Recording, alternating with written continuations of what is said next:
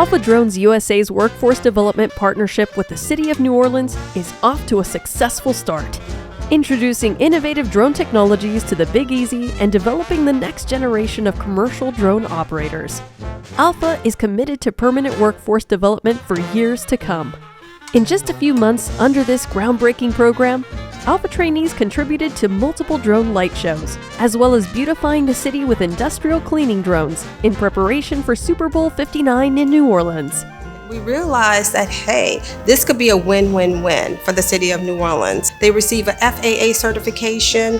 They beautify the City of New Orleans. Once the Super Bowl concludes, the objective for us was to partner these people who received this FAA certification with the building owners so that they could maintain the cleanliness of the buildings downtown. The journey continues as today's trainees are developed into tomorrow's leaders. Man, my time there and working in the field hands-on gave me a different experience and gave me another side of the drone world that I didn't know about. Once they become certified, I think the real value add is going to kick in, where we're able to place them either internally with Alpha Drones or with other industries. To learn more, visit us at alphadronesusa.com or email at info@alphadronesusa.com.